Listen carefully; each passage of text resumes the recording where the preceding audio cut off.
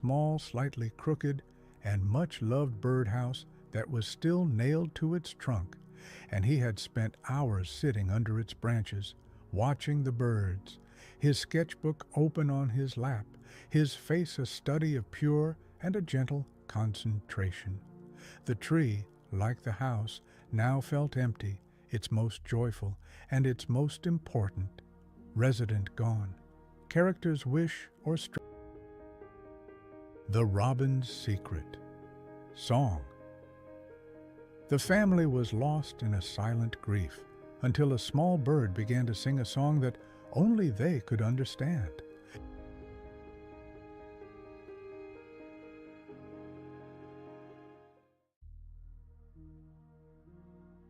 The house on Chestnut Lane was quiet. It was a deep and a heavy quiet, a silence that had seeped into the very walls, into the floorboards, into the spaces between the ticking of the clock. A fine gray winter dust had settled on the mantelpiece, and the grand piano in the corner of the living room, usually the vibrant musical heart of the home, was closed, its polished black lid reflecting the gray winter light from the window like a dark, still pool of water. This was the home of the Miller family, a father, a mother, and a young daughter named Lily. And it was a house in mourning. Their son, their brother, a bright, joyful, and deeply beloved boy named Thomas, had passed away in the autumn. He had been a boy who was full of music, his laughter a melody, his very presence a cheerful and a constant song. And his absence was a profound and an unnatural silence, a missing chord that had turned all of the family's own inner music to a sad and a discordant minor key. Outside the living room window, a great, ancient, and snow-dusted oak tree stood, its bare black branches a stark and beautiful filigree against the pale winter sky. This had been Thomas's tree. He had built a small, slightly crooked, and much-loved birdhouse that was still nailed to its trunk, and he had spent hours sitting under its branches, watching the birds, his sketchbook open on his lap, his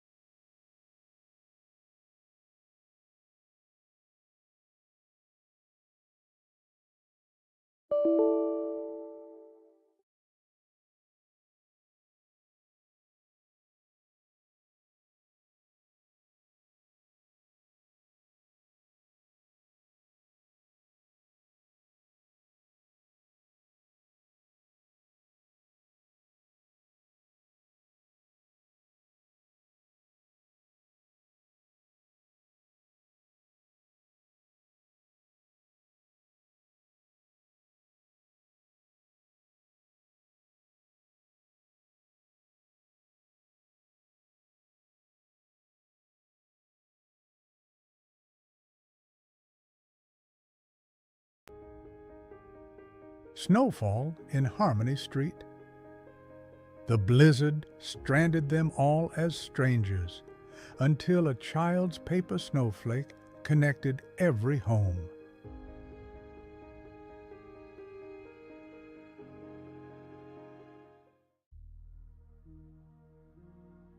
Harmony Street was the kind of place that didn't rush. The houses leaned politely toward each other as if in conversation. Porches carried the smell of pine and old coffee, and the sidewalks had learned the rhythm of strollers, mail carts, and laughter. Every December, the neighborhood came alive. Windows glowed gold.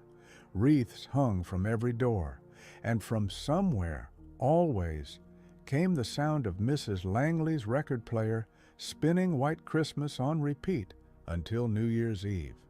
But that year, winter had arrived faster than expected.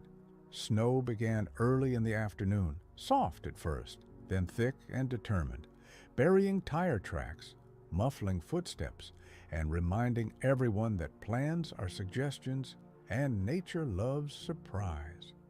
By dusk, Harmony Street was silent except for the hush of falling snow and the occasional bark of a dog who didn't believe in weather forecasts.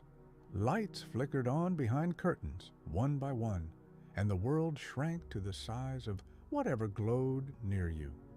At number 12, Mr. Whitmore, a retired school teacher with a cane that clicked like punctuation, sighed at the window. "Well," he said to no one, "the carolers won't be making it this year." Across the street, Janelle Price, single mom and night shift nurse, pulled her little boy's hat down over his ears. "Looks like Santa might need snowshoes, huh, Nate?" And next door to her, Mrs. Langley's record skipped once, then twice, and finally gave up halfway through Jingle Bells. Harmony Street had always depended on people crossing paths, but tonight the snow had drawn a curtain between each house, until one small thing began to change everything. The Harts' winter, a neighborhood apart. Janelle tucked Nate into bed early. "No school tomorrow," she said. He grinned sleepily. "Then you'll stay home too." She brushed hair from his forehead. "I wish, sweetheart. The hospital still needs me. But Ms. Harper next door said she'd check on you if the power goes out." Nate nodded, already drifting. "It won't go out. The snow will keep us safe." Janelle kissed his cheek, whispered a prayer to the steady hum of the heater, and headed to the bus stop, boots crunching through inches of white silence.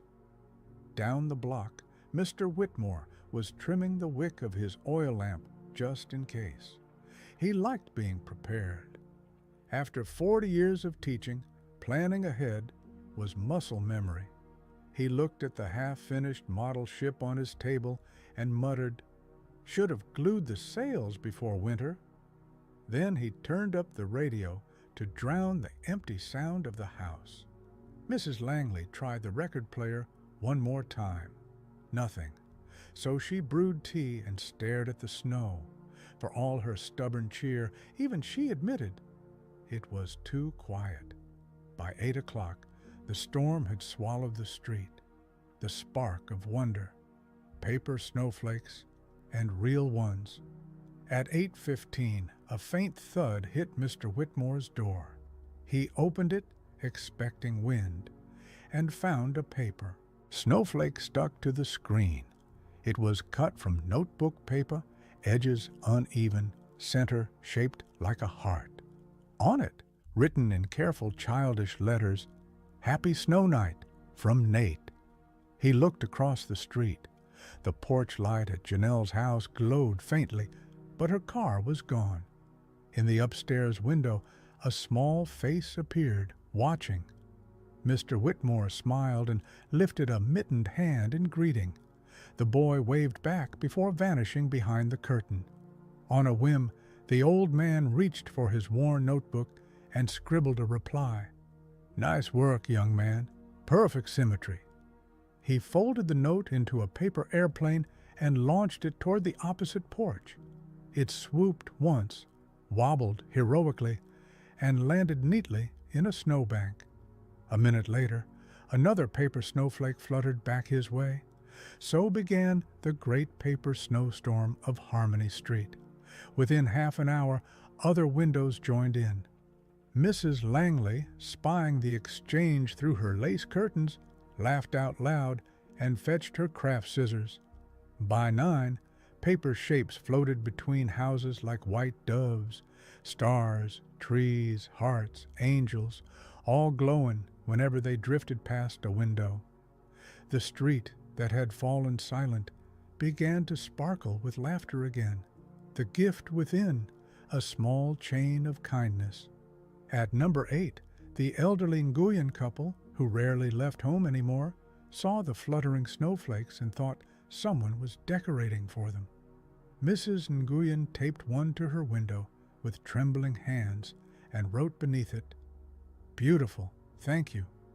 Janelle's babysitter, Ms. Harper, spotted it while checking on Nate and added her own, "You are loved." When she stuck it to the porch glass, the lamplight shone through the cutout heart and threw dancing shapes onto the snow.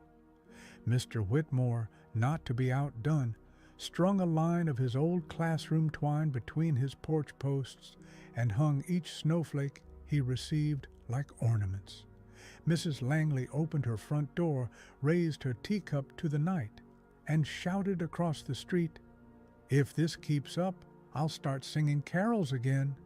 Someone, no one ever found out who, cheered back, "Do it!" And she did. Her voice cracked at the edges, but it was strong, and after the second verse, the Nuyens joined in from their window with a soft harmony. By the time they reached Silent Night, half the block was humming along. Even Nate, still awake upstairs, whispered the words into his pillow, sure the sound could reach his mom wherever she was. The whisper of Christmas, morning in Harmony Street. When dawn came, the storm had passed. The snow lay heavy on tree branches and rooftops, blue in the early light. Harmony Street looked as if someone had sprinkled it with magic. Mr. Whitmore stepped outside carefully, holding his cane in one hand and a thermos of cocoa in the other. He found Nate's front step half buried and cleared it before the boy could wake. Then he left a note under the doormat. "Snow patrol completed. Excellent craftsmanship on your decorations. W." At number 14, Mrs. Langley set out a tray of muffins with a sign, "Take one, neighbor, add joy." She didn't wait to see who came. She just knew someone would. By noon, the street was awake and alive again. People greeted one another while shoveling. Strangers exchanged cocoa recipes.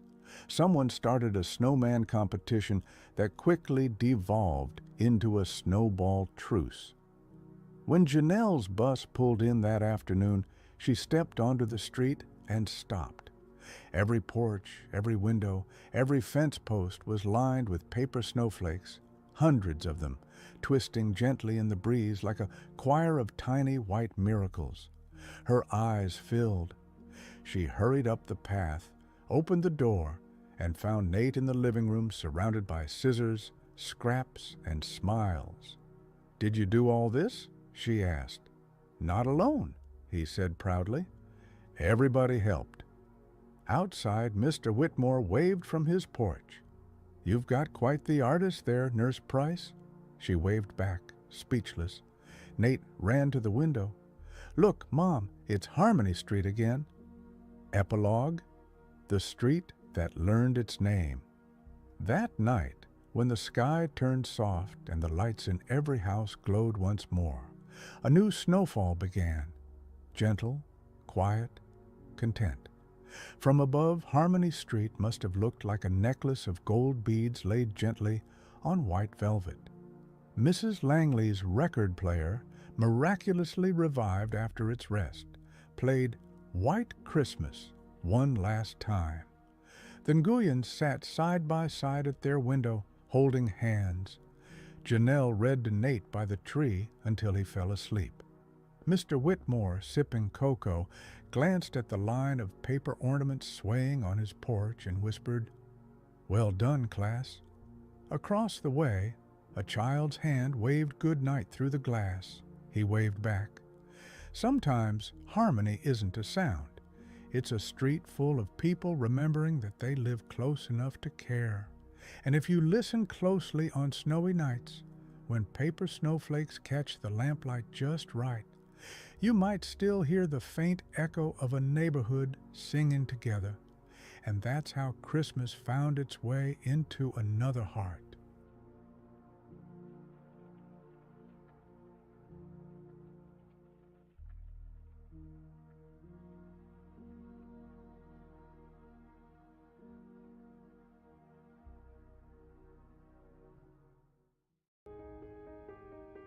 The Robin's Secret. Song. The family was lost in a silent grief until a small bird began to sing a song that only they could understand.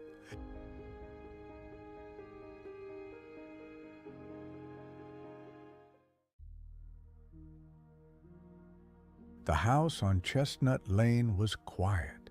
It was a deep and a heavy quiet, a silence that had seeped into the very walls, into the floorboards, into the spaces between the ticking of the clock. A fine gray winter dust had settled on the mantelpiece, and the grand piano in the corner of the living room, usually the vibrant musical heart of the home, was closed, its polished black lid reflecting the gray winter light from the window like a dark, still pool of water. This was the home of the Miller family, a father, a mother, and a young daughter named Lily. And it was a house in mourning. Their son, their brother, a bright, joyful, and deeply beloved boy named Thomas, had passed away in the autumn. He had been a boy who was full of music, his laughter a melody, his very presence a cheerful and a constant song. And his absence was a profound and an unnatural silence, a missing chord that had turned all of the family's own inner music to a sad and a discordant minor key. Outside the living room window, a great, ancient, and snow-dusted oak tree stood, its bare black branches a stark and beautiful filigree against the pale winter sky. This had been Thomas's tree. He had built a small, slightly crooked, and much-loved birdhouse that was still nailed to its trunk, and he had spent hours sitting under its branches, watching the birds, his sketchbook open on his lap, his face a study of pure and a gentle concentration. The tree, like the house, now felt empty, its most joyful and its most important. Resident gone. Character's wish or struggle, the heart's winter, the family struggle was a shared and a deeply isolating grief. They loved each other deeply, but their sorrow had become a thick, invisible, and soundproof wall between them. The father, a man of quiet and gentle strength, retreated into his work, his silence a heavy protective armor. The mother, a woman whose heart was a warm, open, and sunlit garden, now moved through her days like a ghost, her smiles rare and fragile things. And Lily, a small and deeply sensitive girl of 7, felt the weight of their unspoken adult sorrow, and she did not know how to break through it. She missed her brother, and she missed the happy, laughing, and musical family she had once belonged to. They had decided to forego Christmas this year. The thought of the bright lights, the cheerful carols, the forced, festive joy was simply too much to bear. And so, on this Christmas morning, they sat in their quiet gray living room, 3 small and lonely islands of sorrow, adrift in the same silent and lonely sea. Their shared and unspoken wish was a simple and an impossible one. They wished they could hear his voice again, not just in their memories, but for real. They wished for a sign, a message, a small and a beautiful miracle that could break through the heavy, suffocating, and silent blanket of their grief and let a little bit of the light and the music of the world back in, the magical encounter, a spark of wonder. It was then that Lily, who was staring with a sad and a vacant gaze out the window at her brother's empty tree, saw a small and a welcome splash of color. A single European robin, its breast a brilliant and a defiant splash of fiery orange-red against the monochrome winter landscape, had landed on a branch just outside the window. It was not an unusual sight. Robins were common in their garden, but this one was different. It did not flit or peck or chirp in the usual busy and bird-like way. It settled on the branch, puffed out its small and impossibly bright chest, and it looked directly into the window, its small black and intelligent eye seeming to meet Lily's own. It was not just looking at the window, it felt as if it were looking into the quiet, sad, and gray room. It felt as if it were looking right into the heart of their shared and silent sorrow. And then it began to sing. It was not the usual cheerful and territorial trill of a normal robin. The song that poured from its small and open beak was a melody of breathtaking and impossible beauty and complexity. It was a song that was at once heartbreakingly sad and yet, at the same time, profoundly and piercingly joyful. It was a song that seemed to hold all the beauty, all the sorrow, and all the quiet and resilient hope of the entire world in its small and perfect notes. It was a melody that was not of this earth. It was a song that felt like a secret, a gift, a key. The transformation, the gift within Lily's parents who had been lost in their own private and gray worlds of grief, were drawn from their stupor by the strange and the beautiful sound. They came and stood beside Lily at the window, the three of them, for the first time in months, sharing a single and a profound moment of wonder.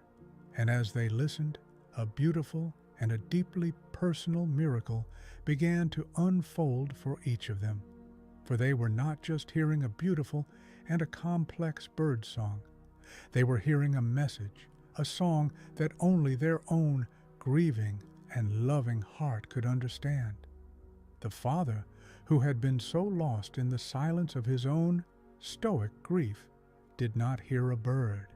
He heard the clear, bright, and deeply missed notes of his son's first stumbling and joyful attempts at playing the piano, a memory he had thought was too painful to touch, but which now, in the bird's song, was a thing of pure and a healing beauty. The mother, whose heart had felt so empty and so barren, did not hear a bird. She heard the echo of her son's laughter, his bright and his irrepressible giggles, as a small boy, a sound she had thought she had forgotten, a sound that now, in the bird song, was a warm and a gentle rain watering the dry and the barren garden of her own sad heart. And Lily, who had missed her brother's voice more than anything, did not hear a bird. She heard words. She heard the clear and the gentle and the deeply and achingly familiar voice of her brother Thomas, not speaking, but singing a simple and a beautiful message on the notes of the robin's song. I am okay. I am peace. I am love. And I am with you, always. The thick, invisible, and soundproof walls of their individual griefs began to dissolve. They looked at each other, and they saw not the distant and the sorrowful strangers they had become, but their own beloved family, their own shared love, their own shared and now healing heart, reflected in each other's tear-filled and now shining eyes. The father reached out and took his wife's hand. The mother put her arm around Lily's small and trembling shoulders, and the three of them stood there, huddled together in a small and a warm and a deeply needed embrace, and they listened and they wept. They were not tears of pure and of bitter sorrow. They were tears of release, of recognition, of a profound and a beautiful and a deeply and a gratefully received comfort. The ending, the whisper of Christmas. The robin sang for a long, timeless, and healing moment, and when its song was finished, it gave a final, cheerful, and now familiar chirp, as if to say, "My work here is done." It took flight, a small, bright, and beautiful flash of fiery, orange-red against the pale winter sky, and it was gone. The silence that it left behind was not the same heavy and suffocating silence from before. It was a new and a different kind of quiet. It was a quiet that was full of the echo of a beautiful and a healing music. It was a quiet that was full of a shared and a peaceful and a deeply and a profoundly hopeful presence. The father walked to the piano and he lifted the heavy, polished, and dusty lid. He sat down and his fingers, hesitant at first, found the keys. He began to play, not a sad and a somber dirge, but a simple, a quiet, and a deeply and a beautifully hopeful carol. The mother went to the fireplace and, for the first time that winter, she struck a match and lit a fire. It's warm and it's cheerful and it's living flame, a beautiful and a welcome light in the once gray room. And Lily, she went to the box of decorations and she took out a single, small, and beautifully carved wooden robin, and she hung it in a place of great and of sacred honor on the highest and the most prominent branch of their Christmas tree. The house on Chestnut Lane was quiet again, but it was a quiet that was full of a new and a gentle and a beautiful music. It was the quiet of a family that was beginning slowly and gently and together to heal. The narrator reflects that grief can be a deep and a silent winter, a season that we fear will never, ever end. But love is a persistent and a beautiful song.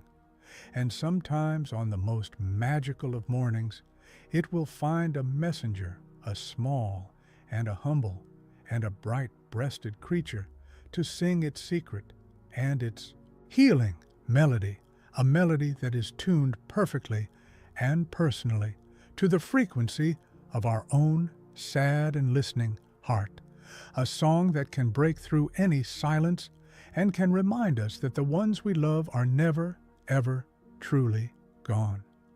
They are and have always been the music that is all around us. And that's how Christmas found its way into another heart.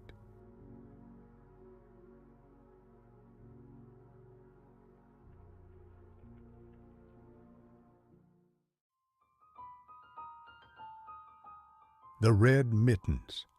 Two mittens, lost by two different people in a lonely city, until they found each other and brought their owners together.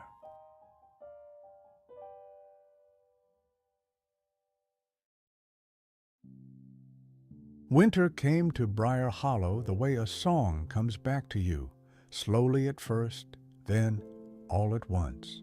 Shop windows fogged, footsteps softened, porch lights made small golden islands in the early dark. On the first Saturday of December, Lena Morales stood with her daughter Maya at the outdoor market, where stalls sold cinnamon nuts, knitted scarves, and ornaments painted like tiny moons. The air smelled like pine and caramel, and above them strings of lights blinked patiently, as if the sky itself were keeping time. "Try them," the vendor said, setting a pair of bright red mittens on the table. They were wool, hand-knit, with a white snowflake stitched into each palm. Maya slid her hands inside and grinned. "They're warm," she said, wiggling her fingers. "Like they remember," the vendor replied, with the wisdom of people who've sold winter things for a very long time. Lena bought them, tucked them into Maya's coat sleeves, and kissed the top of her head. "For your snowman empire," she teased. They walked home through a quiet snowfall, stopping once to leave birdseed on the low wall by Mrs. Adler's house. Maya pressed her mittened hands together and made a wish you only make when you're small, and snowflakes count as messengers. "I hope winter is kind this year," she whispered. The Heart's winter, two lost mittens. 2 streets away, Gabe Turner dragged his sled up Mill Hill, cheeks bright, breath puffing. He was old enough to go alone, he'd told his grandmother, and she'd nodded with a look he didn't quite understand, half proud, half worried, fully loving. The hill was pure joy and a little bit daring. He flew down once, twice, 3 times, each run carving a ribbon of proof across the white. On the fourth, a gust of wind lifted his hat and made his eyes water, and when he trudged back up, one hand felt raw in the cold. He looked down. His right mitten, red with a stitched white snowflake, was gone. Gabe retraced his steps, searching the grooves his sled had made. Snow kept falling, erasing small clues. He checked the thorn bush at the bottom of the hill, the chain-link fence along the path, even the low branch that snagged coats like a prankster. Nothing. He held the lone mitten he still had up to the gray sky and tried to laugh it off. It came out thinner than he meant.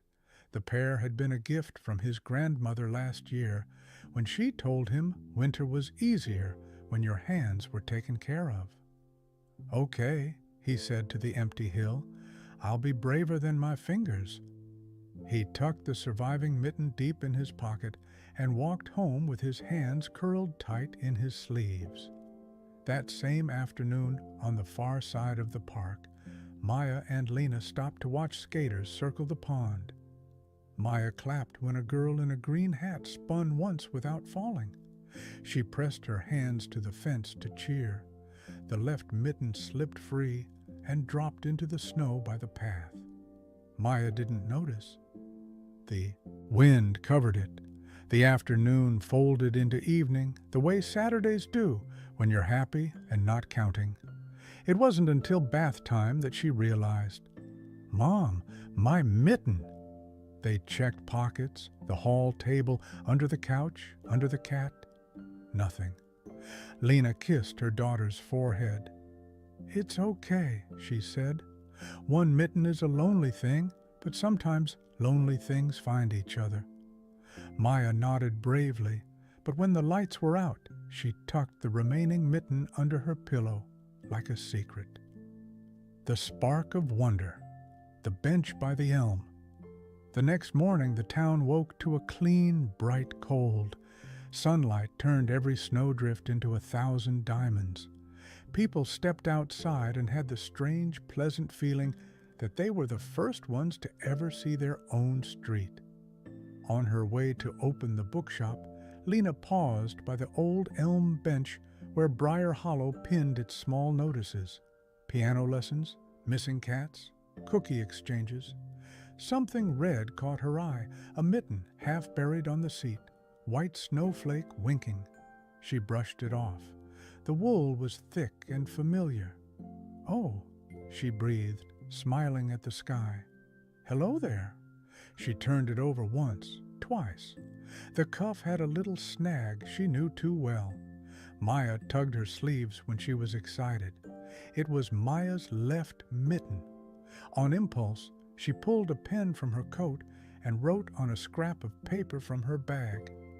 "Lost something warm? We found it. The other red mitten lives at Morales Books, 3rd and Pine." She propped the note beneath the mitten and left for the shop, the good kind of hurry in her steps. Across the square, Gabe had been sent to the bakery for Sunday rolls. He cut through the park and slowed near the bench because benches were where good things happened in Briar Hollow. Dogs made friends. Grandparents rested. Teenagers pretended not to be seen. The red on the wood tugged at him. He jogged closer, breath visible, boots squeaking. His heart did the small lift it does when something lost is nearly found. He picked up the mitten. Red wool, white snowflake, same knit, same weight. But when he slipped it onto his bare right hand, the thumb sat wrong, left mitten. He laughed once, surprised by the sound. Then he read the note. "Morales Books," he said aloud, liking how the words fit together. He tucked the mitten into his coat and ran. The gift within, shelves and snowflakes. Morales Books was the kind of shop that smelled like paper and possibility. The bell over the door gave a hopeful little ring when you entered, and the windows always wore hand-lettered quotes that made you want to be kinder. Lena was sweeping a soft line of salt crystals from the rug when Gabe burst in, hair wild under his hat, cheeks heroic. "I think," he panted, lifting the mitten like a flag. "I found your sign." Lena's whole face brightened. "And I think you found our mitten." From behind the counter, Maya popped up like toast. "Mine." Gabe held it out. "If it's yours, it's a very good mitten." She slipped it on. Perfect. She pulled the other from her pocket and put both up to her cheeks. They match. Lena laughed, then looked at Gabe's hands. One bare, one pocketed. "Did you lose one too?" He shrugged, trying to be casual. "Maybe." "Describe it," Maya said, very official. "Red," he said. "Snowflake on the palm. It was my right one." Maya gasped. "This is left." They stared at each other, a delicate turning moment where the world became smaller in the right way. Lena reached under the counter and placed an old cookie tin on top. She peeled back the lid. Inside lay lost and found things that had collected over years. A marble, a charm bracelet, a single blue earring, 4 unmatched gloves, and, breath held, a red right mitten with a white snowflake stitched in the palm. Gabe reached down as if waking something asleep. He slid his hand in. Perfect. "How did that?" he started. "People leave lonely things with us," Lena said. "Books find their readers. Mittens find their partners. We just keep a good light in the window." Gabe wiggled his fingers and grinned. "My grandma says that about church." "She's right," Lena replied. Maya tilted her head. "Do you want to make a sign with me for the mitten bench?" "What would it say?" Gabe asked. She thought. "Something like, 'If you lose something warm, leave something kind.'" Gabe nodded like he'd been waiting to agree to that all his life. They set to work at the little table by the display of winter stories, construction paper, glue, markers that smelled like fruit. Lena brewed cocoa and found 2 peppermint sticks she pretended not to remember were in the back. While they wrote and drew, people wandered in for books. Mr. Harper for a mystery, the Adler twins for a craft guide, Mrs. Nguyen for new poetry, and paused to smile at the mitten reunion. When the sign was finished, they bundled back into their coats, mittens secure. The 3 of them walked to the elm bench and taped it carefully, smoothing the corners like a blessing. Maya placed a basket beneath with a label. "Mittens and gloves. Take if you're cold. Leave if you can." Lena added a second note. "Need a warm drink? Morales books. No purchase needed." They stood for a moment, quiet, watching snow begin again, new flakes finding old ones, small miracles choosing where to land. "Looks good," Gabe said. "It looks like a promise," Maya whispered. The whisper of Christmas, a streetwear's red word, traveled the whimsical way it does in small towns. By late afternoon, the basket held 2 pairs of children's gloves, a man's wool cap, and a scarf that smelled faintly of cedar. By evening, the scarf was gone, and in its place, someone had slipped a note. "Thank you. I was colder than I knew." At dusk, Mrs. Adler tied 3 more pairs of mittens to the bench with green yarn, her hands trembling less with each knot. She tucked a small anonymous envelope under the basket handle, the kind with grocery gift cards inside that appear in towns with good benches. Gabe returned with his grandmother, who pressed Lena's hands and said, "Bless you for finding what people mean to keep." They bought a paperback for the long evenings and left a pair of brand new socks in the basket because socks are a prayer when the ground is hard. Night came early. The lights above the market clicked on, soft and bright. Maya and Gabe stayed by the window of the bookshop, making paper snowflakes to hang along the glass. Each one was different, each one perfect enough to belong. Across the street, a man with no hat paused at the bench, took the cedar-smelling scarf, and folded a note into the basket that simply read, "Tomorrow, it's my turn." He came back the next morning with 3 hats. On Christmas Eve, the basket overflowed. The sign gathered small kisses of frost and tape upon tape where people had added their own messages. Hot soup at the church, 6 p.m. Need help shoveling? 555-0138. My mom can mend holes. Leave on porch at 22 Birch. Briar Hollow looked festive in the usual ways. Trees and lights and mugs and music. But this new red at the heart of town made it look kind. Just after sunset, snow began again. People came out to admire the bench and leave a little more than they took. Someone started to hum. Someone else brought a thermos. A child slipped a candy cane into the basket because you must feed joy if you want it to stay. Maya pressed her red-mittened hands to Gabe's and whispered, "Friends." "Friends," he said, mittens touching like a quiet oath. Epilogue, pears and promises. January came the way all Januaries do, honest and cold. The bench stayed busy. Some days it held only one glove and a brave note. Other days it looked like a small store run by generosity. When the thaw finally started, the basket emptied and refilled more slowly. The sign faded a little at the corners. The town learned it could take care of itself, even when the snow wasn't there to make it obvious. Lena kept the cookie tin open at the bookshop. People still brought in unmatched things, and sometimes, weeks or months later, their partners wandered in on their own, pretending it was coincidence. Gabe and Maya became the unofficial keepers of the bench. They checked it after school, tied on new strings, brushed off snow. They learned to recognize the look someone wore when they needed to be handed something without any fuss. On the first warm day of March, a letter arrived at Morales Books with no return address. Inside was a photograph. The elm bench in full winter, the sign bright, the basket full, and 2 children in red mittens taping down a corner together. On the back, a note in tidy writing. "Some winters ask us to hold each other's hands. From across the street, thank you for the bridge." Lena framed it and hung it by the door.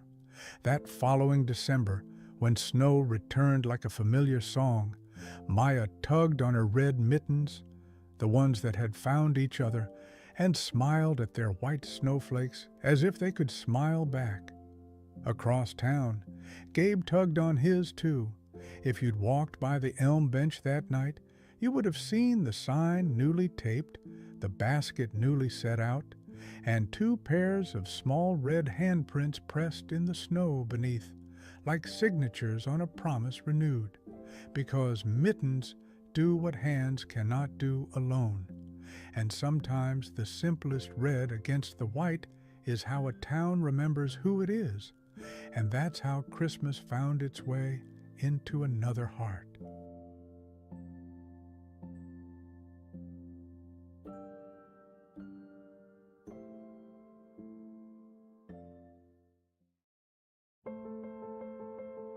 The Candle and the Star. The candle and the star argued over who shone brighter until they learned the secret of shining together.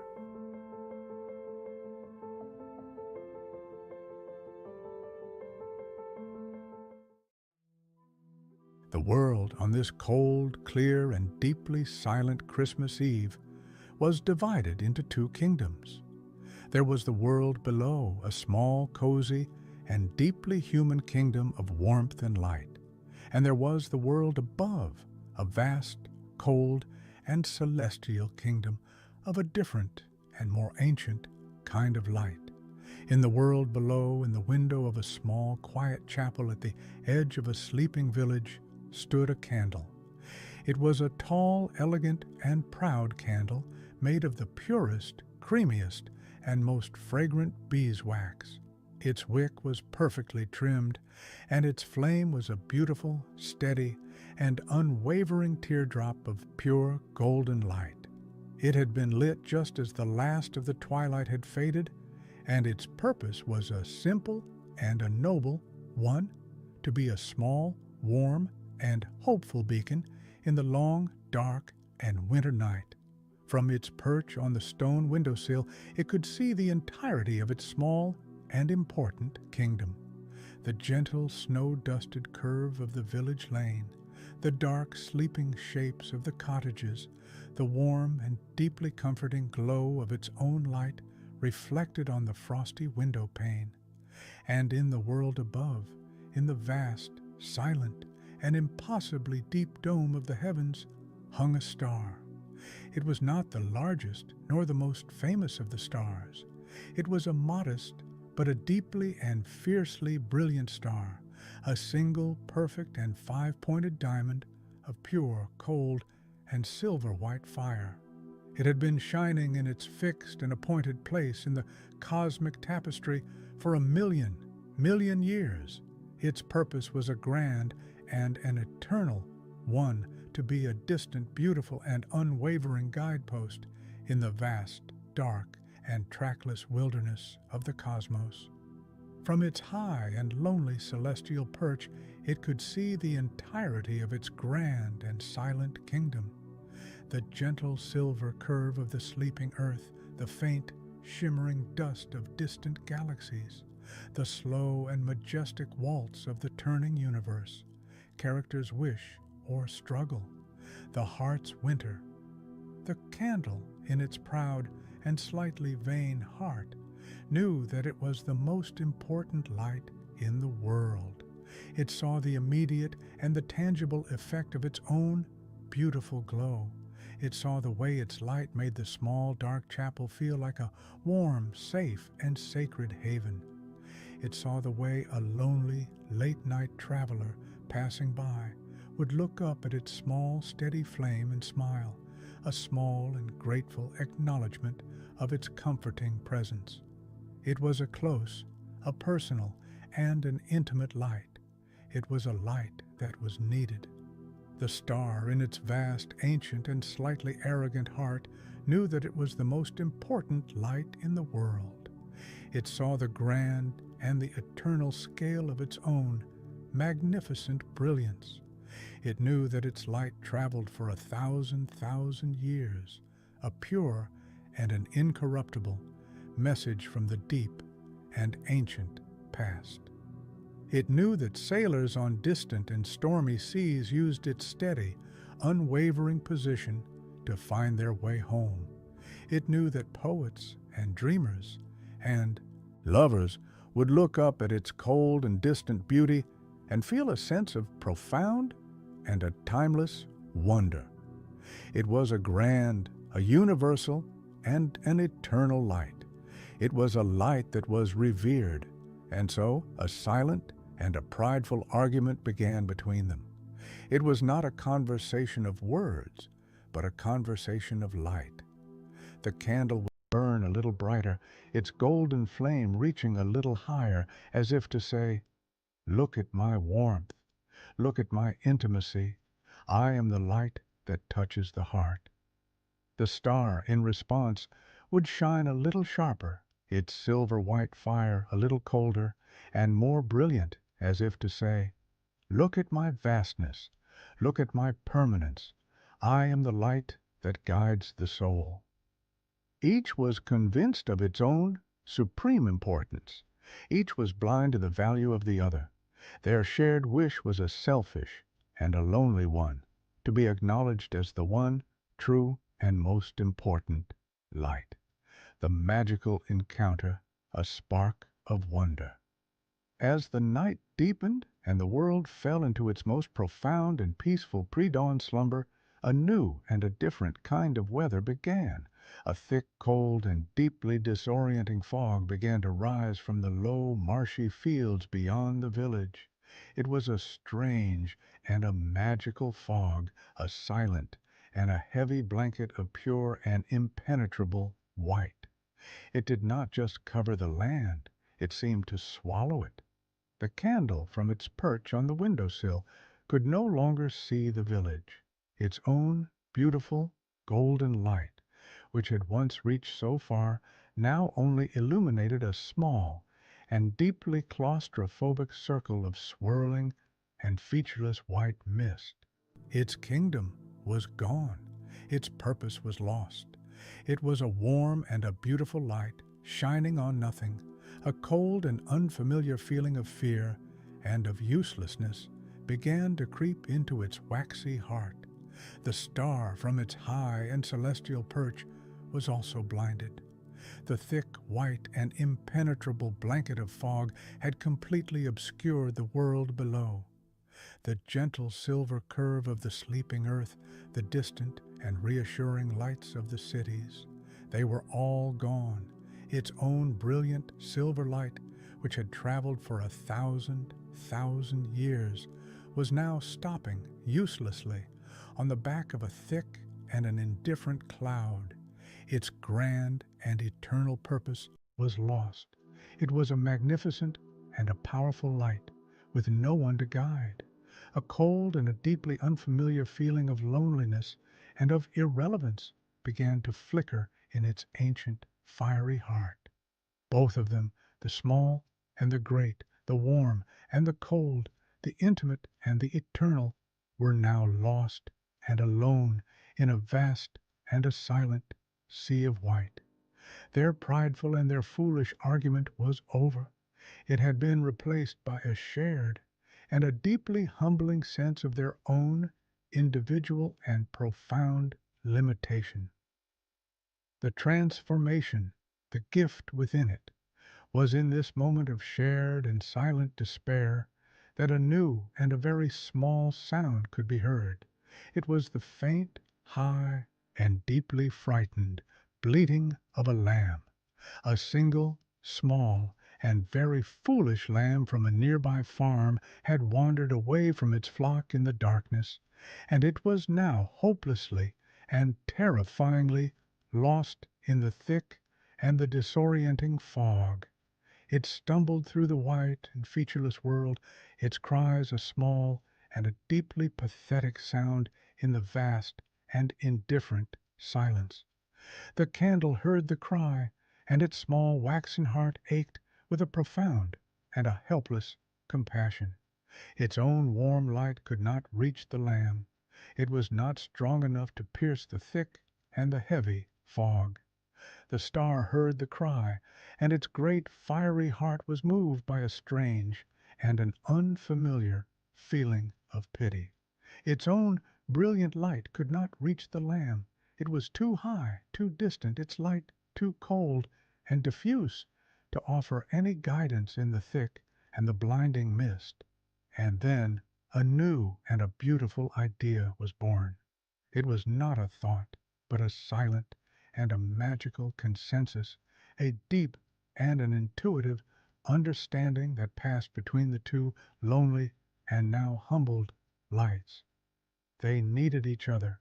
The star, with a great and a mighty effort of its ancient and celestial will, gathered all of its vast and its brilliant energy, and it focused its powerful silver-white light not on the whole wide world, but into a single, fine, and intensely brilliant, laser-like beam.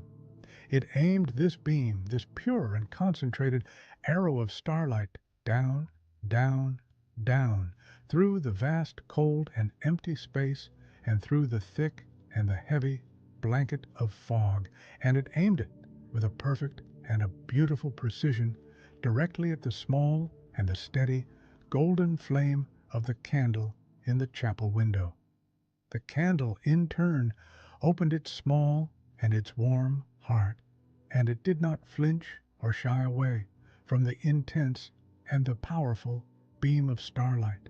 It welcomed it, it embraced it, It allowed its own small and golden flame to become the vessel, the lens, the anchor for the star's magnificent and powerful light. And the flame was transformed. It was no longer just a small and a gentle teardrop of gold. It was now a brilliant, magnificent, and unbelievably powerful beacon. It was a fusion of two magics, a perfect and a beautiful harmony of the warm and the cold, the intimate and the eternal, the earthly and the celestial. It was a light of pure and of perfect and of all-encompassing hope, and it blazed out from the small chapel window with a power that was 100 times greater than before, a magnificent, warm, and silver-gold beam that cut through the thick and the heavy fog as if it were nothing. The ending, the whisper of Christmas. The small, lost, and terrified lamb, stumbling through the white and featureless darkness, saw the light. It was a warm and a welcoming light, a light that spoke of safety, of shelter, of home.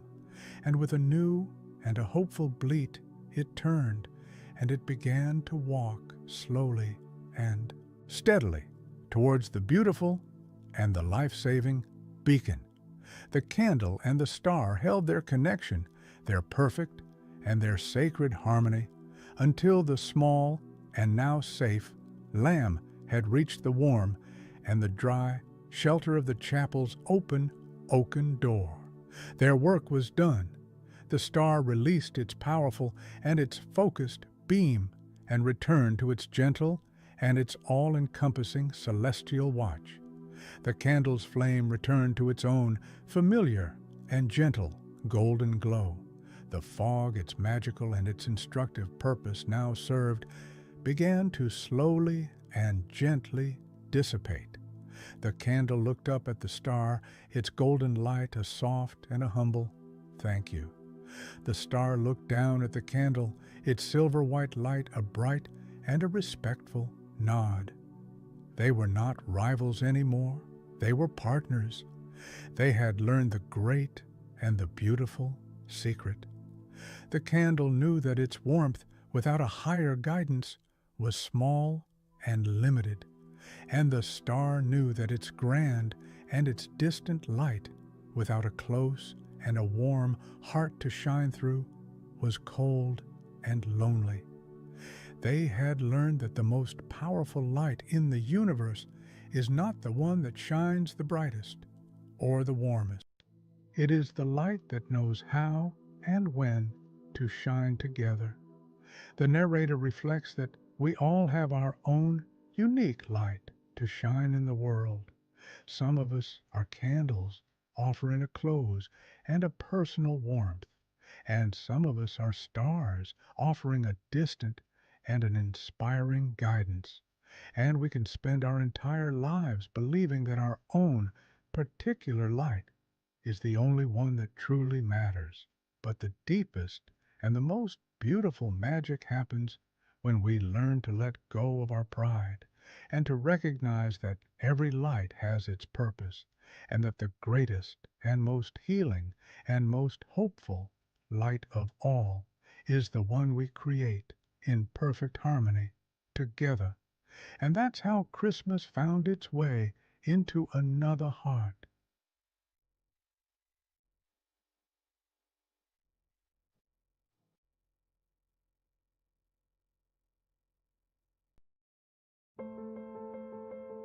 Paper angels?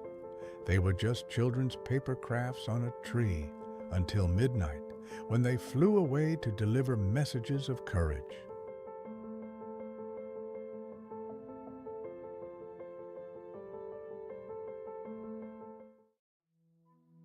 The classroom of Grade 2B on the last day of school before the Christmas holiday was a place of beautiful, controlled chaos. The air, usually a studious mix of chalk dust and pencil shavings, was now a festive, happy perfume of cinnamon, of Elmer's glue, and of the faint, sweet scent of the candy canes that Mrs. Gable, their teacher, had promised them at the end of the day. The room was a blizzard of arts and crafts. Children, their faces a mask of pure creative concentration, their tongues sticking out from the corners of their mouths, were cutting and pasting and glittering. They were creating their final, most important, and most beloved Christmas craft of the year, the paper angels. The project was a simple one. Each child was given a single, plain, white sheet of construction paper, a pair of safety scissors, and a small pot of golden glitter.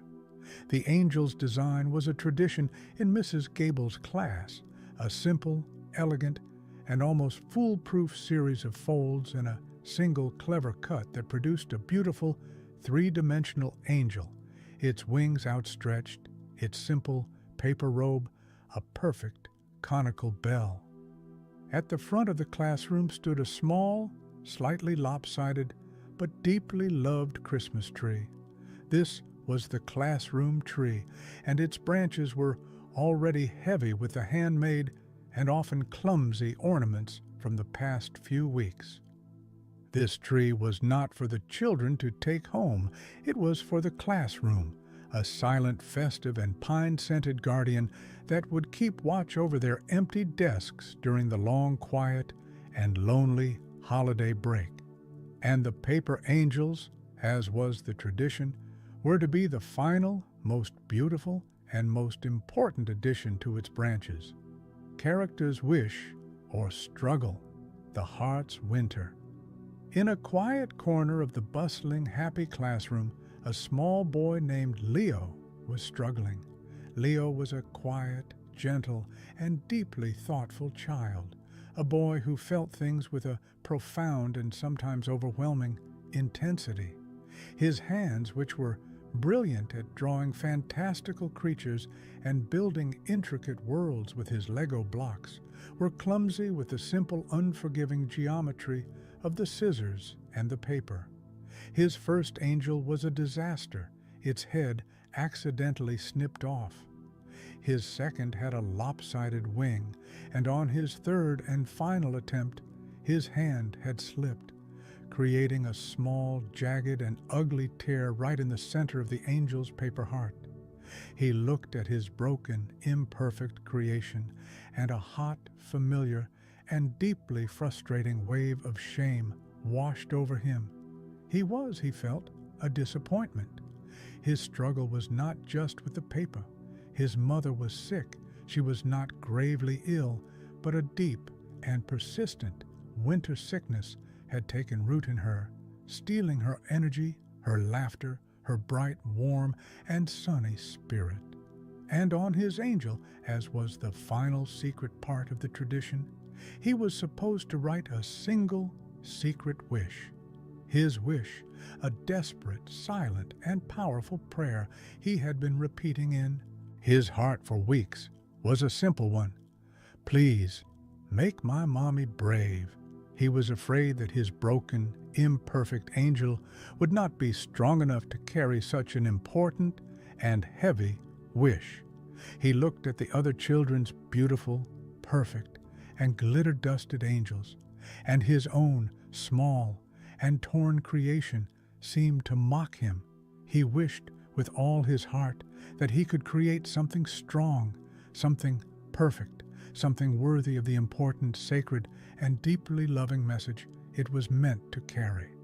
The magical encounter, a spark of wonder. Mrs. Gable, a woman whose wisdom was as gentle and as all-encompassing as the warm, cozy cardigans she always wore, noticed his silent and teary-eyed struggle. She came and knelt beside his small desk. She looked at the torn and crumpled angel. "Oh, Leo," she said, her voice a soft, warm, and comforting melody. "You have not made a mistake. You have made a very special angel." She took the small torn angel in her own kind hands. "You see," she whispered, her voice a shared and sacred secret, "the most important angels, the ones with the most important jobs, are often the ones that look a little broken. It is how the light gets in." and out. She gave him a small, secret, and deeply reassuring wink. She helped him to gently smooth the crumpled wings and to apply a small, careful, and loving patch of golden glitter right over the tear in the angel's heart, turning its wound into a beautiful, shining, and golden scar. Leo, his heart a little lighter, carefully wrote his wish on the inside of the angel's paper robe. And when it was his turn, he walked to the front of the class and hung his small, imperfect, and now beautifully mended angel on a branch of the classroom tree. It was not the grandest nor the most perfect angel on the tree, but its small, golden, and glittering heart seemed to catch the light in a special, brave, and deeply hopeful way. The transformation, the gift within. That night, Christmas Eve, the school was a vast, silent, and deeply sleeping place. The hallways were dark, the classrooms were empty, and the only light came from the soft silver glow of the moon through the tall arched windows. In the deep and peaceful silence of grade 2B, the small lopsided classroom tree stood its lonely, festive, and pine-scented watch, and then, as the old clock in the hallway began its slow and resonant chiming for the midnight hour, a quiet and beautiful miracle began to unfold. A soft golden light began to emanate from the tree. It came from the paper angels. One by one, their simple paper forms began to glow with a warm, gentle, and living light. Their folded paper wings, which had been still and stiff, began to soften, to move, to gently and silently flutter.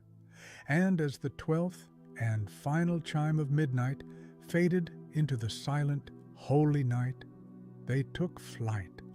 The paper angels, all 25 of them, lifted from the branches of the classroom tree, their glowing forms a silent, beautiful, and magical constellation in the dark and now sacred space of the classroom. They did not fly with a frantic, insect-like buzz. They flew with a slow, graceful, and utterly silent purpose, swirling and dancing in a beautiful choreographed ballet of pure and living light. And then, led by a small, brave angel with a single brightly shining and golden scar on its heart, they flew, not out of the window, but right through it, their magical paper forms passing through the solid, cold glass as if it were a gentle morning mist. They were on their way. They were a silent, beautiful, and deeply magical squadron of hope on a sacred and deeply important mission. They were going to deliver their messages. They flew, a silent, glowing, and beautiful procession, through the cold, silent, and snowy streets of the sleeping town. They found the homes of the children who had made them, and one by one they delivered their precious, silent, and heartfelt cargo. An angel carrying a wish for a new bicycle for a little sister landed on a handlebars and left a small, faint, and lingering glow of pure, golden hope. An angel carrying a wish for a grandfather's health found its way to a hospital room, and it hovered for a long, peaceful, and healing moment over the old man's sleeping form. And the small, brave angel with the golden glittering scar flew to Leo's house. It found his mother's room, and it settled as gently as a falling feather on her pillow, right beside her sleeping and feverish face. It did not speak. It did not touch her. It simply rested there, its own small and mended paper heart pouring its silent, golden, and deeply loving message of courage, of hope, and of a small and very brave boy's love directly into her own sleeping and weary heart. The ending, the whisper of Christmas. The next morning, Christmas Day, Leo awoke to a beautiful and unfamiliar sound. It was the sound of his mother in the kitchen, humming He ran downstairs, and he found her not in her bed, weak and tired, but standing at the stove, a bright, happy, and familiar smile on her face, the old, bright, and sunny light back in her eyes. The fever had broken. The weariness was gone. Her strength, her laughter, her spirit had returned. "I had the most beautiful dream, my love," she said, her voice clear and strong and full of its old familiar music. "I dreamed that a small and very brave angel with a beautiful shining golden heart came and sat with me all night, and it told me that it was time to be brave." Leo smiled, a quiet, knowing, and deeply peaceful smile. He looked out the window at the bright, clean, and snow-covered world, and his own small heart was full of a light so bright, so warm, and so beautiful that he knew it would never, ever go out. The narrator reflects that a child's wish is a powerful and a beautiful magic. And sometimes the vessel we choose to carry our most important messages may seem small or imperfect or even a little bit broken. But it is these very imperfections, when mended with a hopeful and a loving heart, that create the small and necessary spaces for the light to get in and to shine back out into the world, brighter and more beautifully than we ever could have imagined. And that's how Christmas found its way into another heart.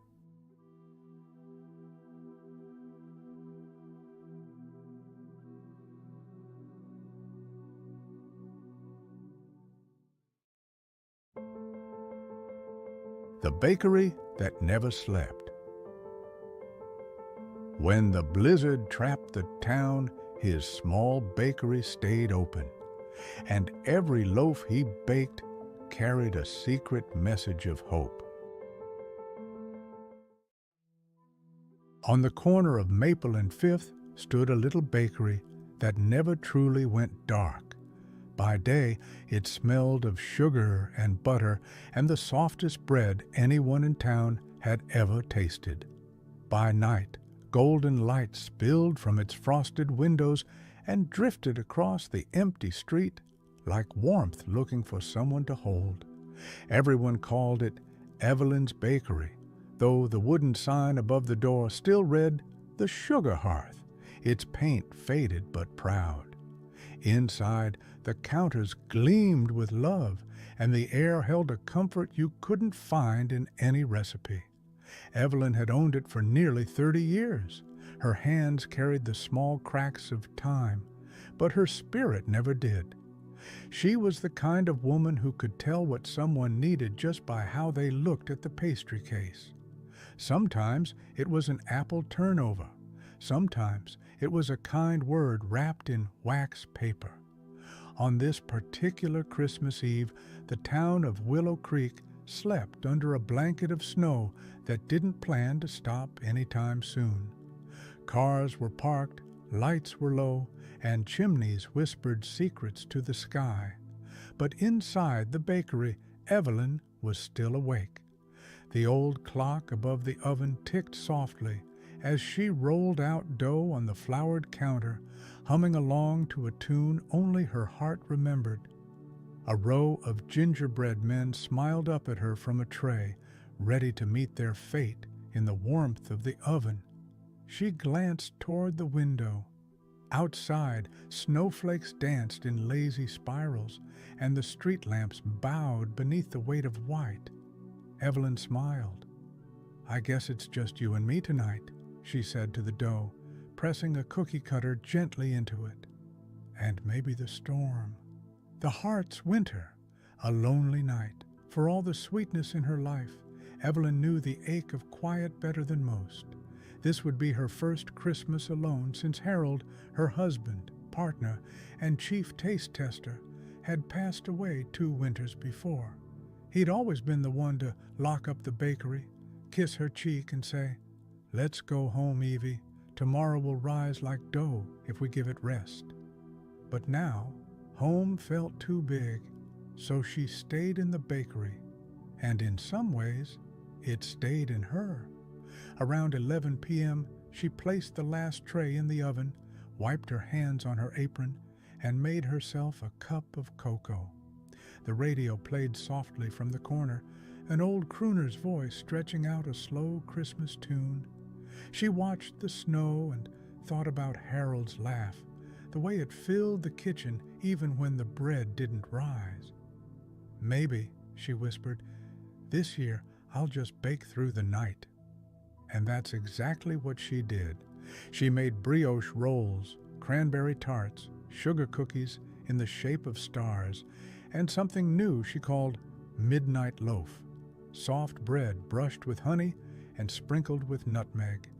The smell curled through the air like a memory of kindness. By the time the clock struck midnight, the bakery looked like a miracle made of flour and faith. Every counter sparkled with trays of golden warmth. But the world outside was still, silent, asleep, and Evelyn, despite the glow, felt a heaviness settle in her chest. "Who am I doing all this for?" she asked the empty room. The oven ticked.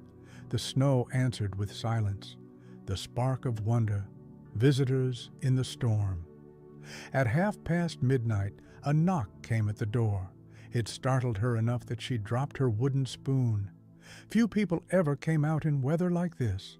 She wiped her hands, stepped to the window, and peered through the fogged glass. Outside stood a boy, no more than 10, bundled in a coat 2 sizes too big, his cheeks red, his gloves missing one finger. Behind him, a man held a flashlight and a look of apology. Evelyn hurried to unlock the door. A gust of cold air swept in, carrying flakes that melted on the floor. "I'm sorry," the man said quickly. "We saw the light. My truck broke down a mile back, and this little one's freezing." The boy looked up at her with eyes too tired for his age. "It smells like Christmas," he said softly. Evelyn's heart broke in the most beautiful way. "Well then," she said, "you'd better come in before the cookies get lonely." They stepped inside, stamping snow from their boots. The man introduced himself as Tom, a delivery driver trying to get his nephew Eli to his sister's house for Christmas morning. "The storm caught us earlier than I expected," he said, rubbing his hands near the oven. "We'll be out of your way once the tow truck comes." Evelyn smiled. "There's no rush. I've got cocoa and more cookies than common sense." She poured 3 mugs and set them on the counter. Eli's small hands wrapped around his cup like it was a treasure. "Are you Mrs. Claus?" he asked suddenly, dead serious. Evelyn laughed, a sound that seemed to surprise even her. "Not quite, dear, but I've been told I bake like her understudy." The 3 of them sat at the counter, steam rising from their mugs as the storm pressed its face against the windows. For the first time that night, Evelyn didn't feel the weight of silence. She felt company. When the phone rang, it was the tow service, delayed until morning. Tom apologized again. "We don't want to trouble you." "Trouble," Evelyn said. "I've been waiting all night for someone to eat these gingerbread men before they stage a revolt." So they stayed. Eli helped decorate cookies. Tom carried trays to cooling racks. And Evelyn, watching them move through her kitchen, realized how easily laughter could fill an empty space. The gift within, a night that would be remembered. By 2 in the morning, the bakery was a small island of light in a sea of snow. The storm howled, but inside, time melted. Evelyn taught Eli how to make snowflake cookies using the back of a spoon and powdered sugar. He called them edible wishes. Tom shared stories of growing up in a big family where bread was a daily miracle. "My mom used to say that dough listens," he said. "If you're angry, it won't rise right." Evelyn nodded knowingly. Your mother was a wise woman." They baked together until every counter was covered. Then, without quite planning it, they packed some boxes, rolls, cookies, little tarts, and wrote notes on them. "For whoever needs warmth tonight." Tom slipped into his boots and, with Eli bundled beside him, helped deliver them around the block. To the gas station attendant still on shift, the nurse at the small-town clinic, and even a man asleep in his truck near the park. Each box left a trail of cinnamon and kindness behind. When they returned, their cheeks were pink and the snow was slowing. The clock said 3, but none of them were tired. Eli yawned, rubbing his eyes. "Is it okay if I sleep here?" "Of course," Evelyn said, pulling a blanket from a shelf. "You can have the coziest booth in town." Tom hesitated.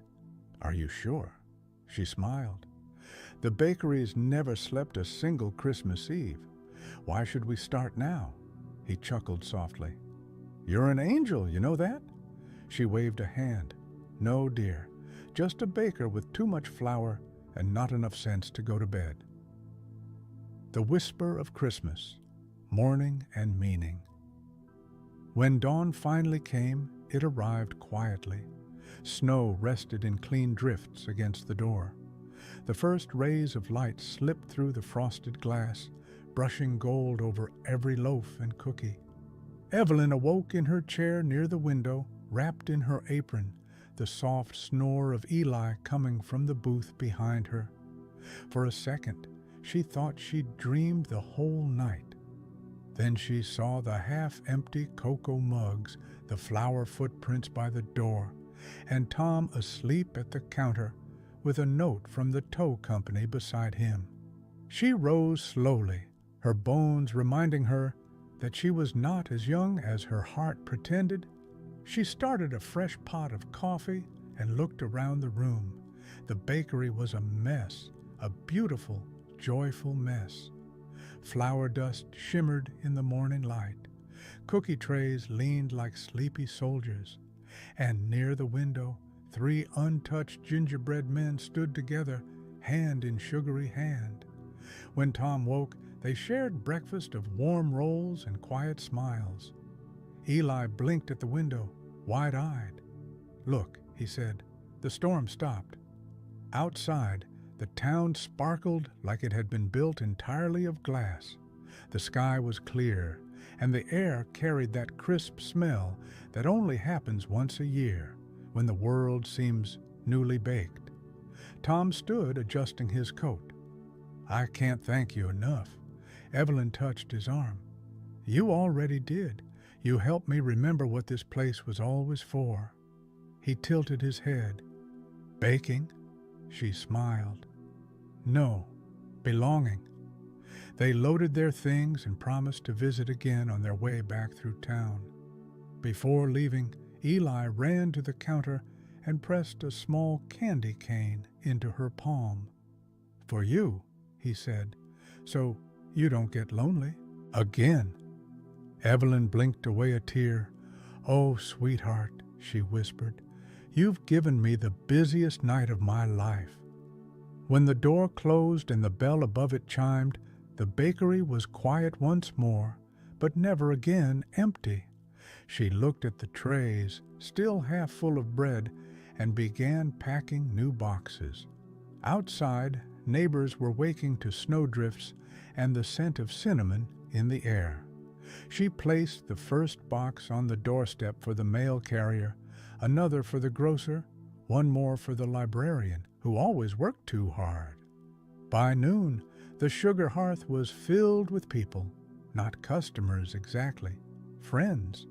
The news had spread that Evelyn had stayed up all night baking, and half the town came by to make sure she hadn't run out of joy. She hadn't. If anything, she had more. Laughter poured from the bakery like heat from the ovens. Someone played music on a phone. Kids leaned on the counter, icing cookies. Someone else started a small snowball fight right in the doorway. Evelyn didn't stop them. She just laughed until her cheeks hurt And as evening settled again, she finally turned off the open sign, locked the door, and stood in the middle of her kitchen. The air was warm, her heart was full, and somewhere she could almost hear Harold's voice saying, "Tomorrow will rise like dough if we give it rest." She closed her eyes and whispered, "You were right, love, but some nights are worth staying awake for."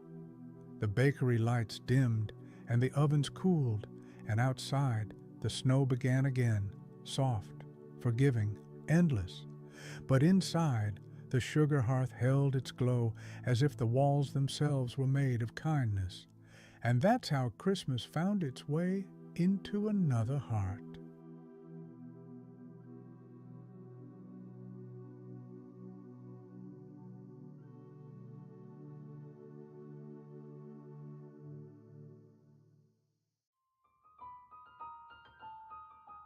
The girl who painted snow. She couldn't see the snow, so she painted its true colors from her heart.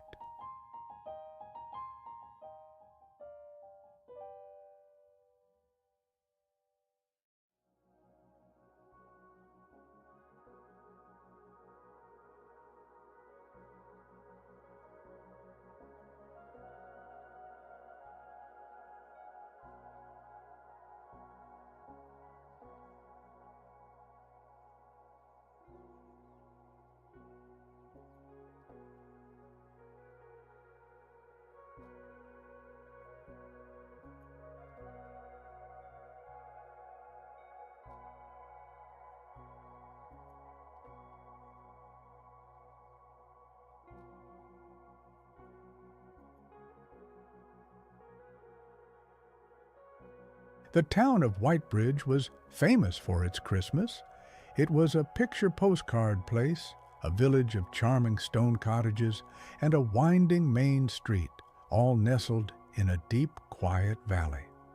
When the snow fell, as it reliably did every December, the town transformed into a winter wonderland, a world of soft white curves and sparkling frost-covered trees.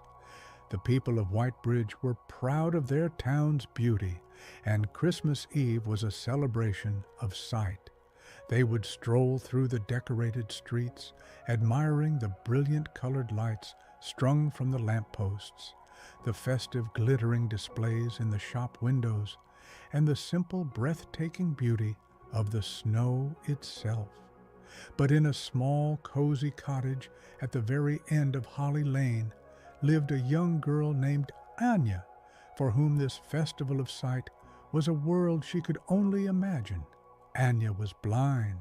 She had been born into a world of gentle and sometimes frightening darkness, a world she navigated not with her eyes, but with the keen and sensitive map of her other senses. Her world was one of texture, of scent, of sound. She knew the rough, friendly bark of the old oak tree in her garden and the smooth, cold, and reassuring feel of the river stones by the bridge. She knew the sharp, clean, and pine-scented perfume of a Christmas tree and the warm, spicy, and comforting scent of her mother's baking. She knew the cheerful, bright, and percussive sound of the church bells and the deep, profound, and peaceful silence that fell just after a heavy snow. Her world was as rich and as beautiful as anyone else's. It was just different. Characters wish or struggle, the heart's winter. Anya's struggle was not a sadness for the world she couldn't see, but a quiet and a deeply frustrating longing to share the beautiful and the vibrant world that she could see. She was an artist. In the small, sunlit studio her father had built for her, she did not work with paints and brushes, but with charcoal and thick, textured paper. Her hands, which were her eyes, would move across the paper, the charcoal stick an extension of her own, sensitive fingertips, creating beautiful, powerful, and deeply expressive drawings. She drew the things she knew. She drew the feeling of the warm summer sun on her face, a chaotic, joyful explosion of bold, energetic lines. She drew the sound of the gentle spring rain, a series of soft, patient, and rhythmic marks. Her art was a direct and a pure translation of her own unique and beautiful sensory experience of the world. But she could not draw the snow. The people of her town spoke of it with such a reverent and a visual awe.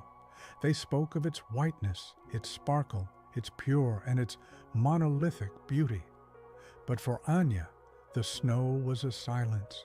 It was a coldness. It was a softness under her boots. How could she draw a silence? How could she capture the essence of a thing whose primary and most celebrated quality was a color she had never known? Her wish, a deep and a creative and a profoundly artistic one, was to find a way to paint the snow, to show the people of her town the beautiful and the complex world of a winter snowfall that existed beyond the simple and the single color of white. The magical encounter, a spark of wonder. On this Christmas Eve, as the first thick and deeply silent flakes of the season's most perfect snow began to fall, Anya sat in her studio, a blank and intimidating sheet of textured paper before her, a stick of black and deeply inadequate charcoal in her hand. She was frustrated. She could hear the deep and the profound hush that the snow was bringing to the world outside. She could feel the temperature in the room drop as the world outside was covered in its cold white blanket, but she could not see it, and so she could not draw it. Her mother, a woman of quiet and of gentle and of deep and intuitive wisdom, came into the studio. She did not speak. She simply placed a small, simple, and deeply familiar object in Anya's hand. It was a small brass and perfectly tuned sleigh bell.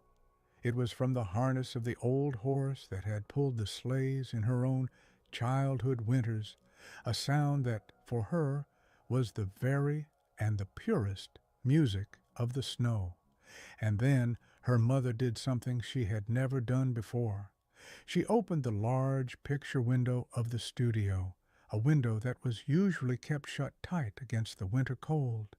A great, soft, and silent gust of cold and of snow-filled air washed into the room, and with the air came the sound, or rather, the silence. The world outside was so profoundly and so beautifully quiet that Anya could hear the almost imperceptible and the individual sound of each large and fluffy snowflake as it landed, a million tiny, soft, and crystalline whispers on the windowsill, on the branches of the tree outside, on the world. Anya held her breath, and then she lifted the small brass sleigh bell, and she rang it, a single, pure, and crystal clear note, as sharp and as beautiful and as perfect as the winter air itself. And the note did not just travel out into the world, it came back, the sound in the profound and the magical silence of the snowfall, echoed, it resonated, it painted a picture in her mind's ear. She could hear the shape of the world. She could hear the close, soft, and absorbent texture of the snow on the windowsill. She could hear the more distant and the more complex shape of the snow-laden branches of the great oak tree. She could hear the vast, open, and endlessly deep silence of the sky itself. It was a miracle, a beautiful and a profoundly and a synesthetic miracle. The world was not a picture of light and shadow. It was a symphony of sound and silence. And now, finally, she knew the colors of the snow, the transformation, the gift within. A new and a joyful and a deeply inspired energy surged through her. She did not just have one inadequate stick of black charcoal anymore. Her father, Sensing the shift, the creative, and the magical breakthrough brought her a box of new and of different materials he had been saving for her. There were soft graphite pencils for the quiet and the gentle whispers of the snow. There were sticks of pure white chalk for the bright and the clear and the high-pitched notes of the frost.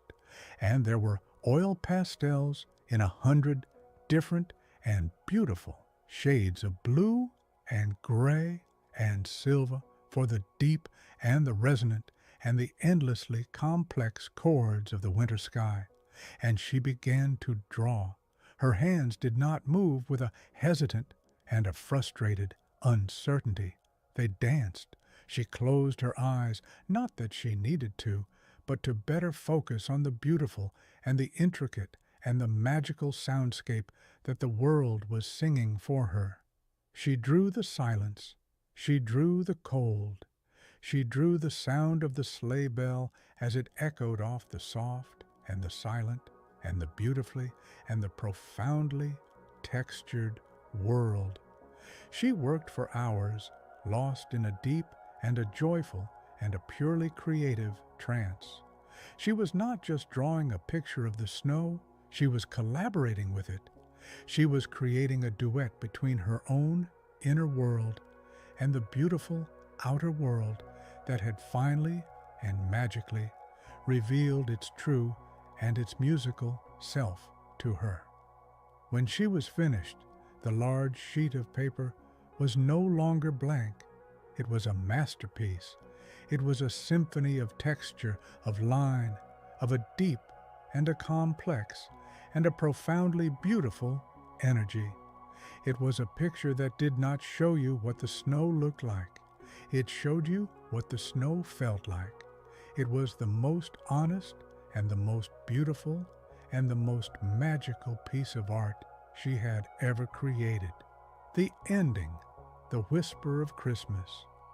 The next morning, Christmas Day, the people of Whitebridge, as was their tradition, held an impromptu art show in the town square, a celebration of the beauty of their perfect and their picturesque Christmas snowfall.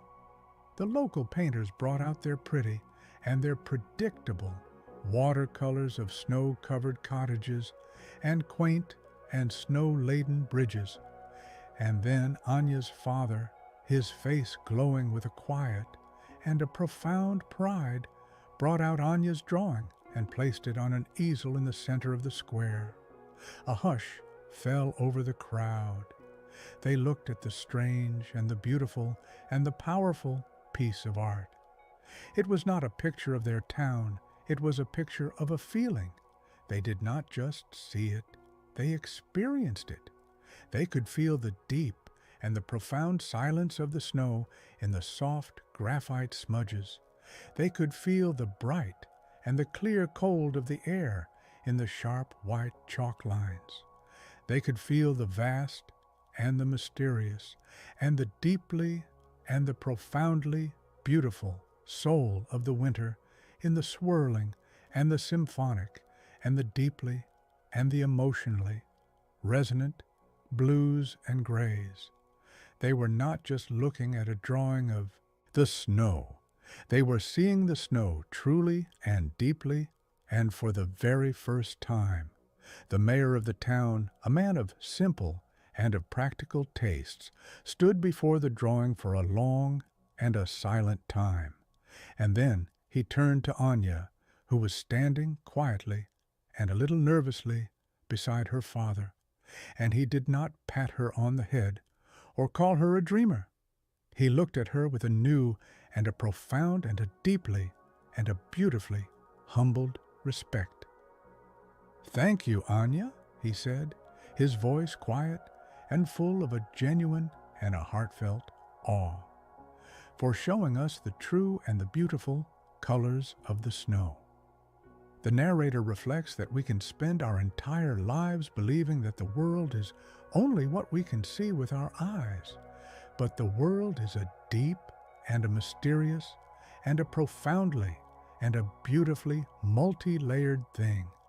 And sometimes it takes a soul who sees the world differently, a heart that knows how to listen to the silence, to show us the beautiful and the vibrant and the magical colors that have been all around us, all along, waiting not to be seen, but to be felt.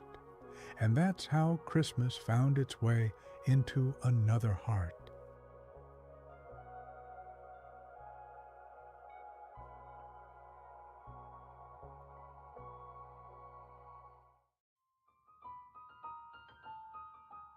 The Last Ornament. He thought the last ornament was just glass, until it began to glow with a lost memory.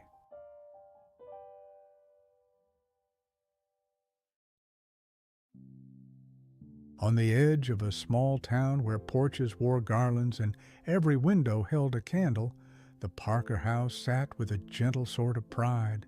Its porch creaked in the winter like an old friend clearing his throat, and the front steps remembered 1,000 boots, big and small, stomping off snow. Inside, the living room smelled like cinnamon and pine, with a fireplace that didn't shout as much as it hummed. The tree, tall, almost reaching the ceiling, stood in the corner near the window. Mrs. Parker said she always placed it there so passing neighbors could borrow a little cheer, the way a friendly person might loan sugar. Beneath the tree, a cardboard box waited. It had been taped and untaped so many times the corners looked soft, like elbows in a well-loved sweater. Inside, nestled among old tissue, slept a handful of ornaments from years gone by, some handmade and lopsided, some glassy and proud, some dented and shy. They were the Parkers' history in tiny, shining pieces. At the very bottom of that box lay the last ornament. It wasn't much to look at first, a small glass ball, pale blue with a thin ring of silver stars painted by a careful hand long ago. A narrow crack ran along one side, the kind of flaw that didn't ruin a thing so much as it proved it had lived. The ornament had a name once, whispered by a little girl many Christmases ago, but time has a way of tucking names into quiet places. When Mrs. Parker called the kids in, Max with his cheeks bright from the cold, and Lucy with her hair clipped back in a red bow, they came with the excited seriousness children have for important jobs. Mr. Parker stood ready with the step stool, and the family decorating began. They hung the wooden sled and the felt snowman that always tilted, no matter how they coaxed it. They found the star for the top and the paper garland Lucy made in kindergarten, which somehow had survived 3 moves, and a spilled cup of cocoa. Laughter stitched the evening together in neat, warm lines. But when the box was almost empty, Lucy reached into the tissue paper and felt something cool and round. She pulled out the pale blue ornament and held it up to the light. It caught the glow of the fire and threw pinpricks of silver onto the ceiling, like a modest constellation trying its best. "Mom," Lucy asked, "whose is this?" Mrs. Parker paused, one hand on a branch, her eyes given the faraway look of someone walking through a memory. "That," she said softly, "belonged to your Grandma June. The Heart's Winter, a quiet wish." Grandma June had passed away in the spring when the lilacs were just beginning to believe in themselves again. She loved Christmas in the way some people love a song that knows their name. Every year, she hung that pale blue ornament last, after the cookies were baked and the cocoa cups were rinsed and the house smelled like joy and cinnamon. She'd step back, nod once, and say, "There, now it's a Christmas tree." Lucy turned the ornament in her small hands, careful not to press where the thin crack showed. She'd been brave all year, the way kids sometimes are when grown-ups are learning how to be brave too. But now, With the tree glowing and the winter wind painting the windows, she felt a tightness in her chest she hadn't named. "I miss her," Lucy whispered. "We all do," Mr. Parker replied, steady and kind. "And maybe that's why we found this one last." Max, who preferred action to quiet, cleared a spot on a front branch. "We'll put it here," he declared, "right where we can see it." Lucy nodded, but her eyes were wet. "Do you think she knows we're hanging it?" Mrs. Parker, kneeling beside her, brushed a thumb across Lucy's cheek. "I think love knows its way home," she said. The room grew still enough to hear the clock in the hallway tick toward midnight, each second a soft footstep. The fire crackled as if it wanted to say something but hadn't learned how. Lucy held the ornament a little closer to her heart before lifting it toward the tree. The spark of wonder, a gentle Christmas magic. When the hook found the branch, the ornament swung forward and back, as delicate as a breath. For a heartbeat, nothing happened. Then the pale blue glass caught the firelight just so, and tiny silver stars burst across the ceiling again, more of them this time, more than any one ornament should be able to make. Max noticed first. "Whoa," he breathed. "Did you see that?" Mr. Parker tilted his head. "Must be a trick of the light," he said, but he smiled like he didn't mind being tricked. Lucy stared, unblinking. She set her palm beneath the ornament without touching it, the way you might hover your hand near a sleeping bird. The stars on the ceiling wavered, then settled into a soft, patient glow.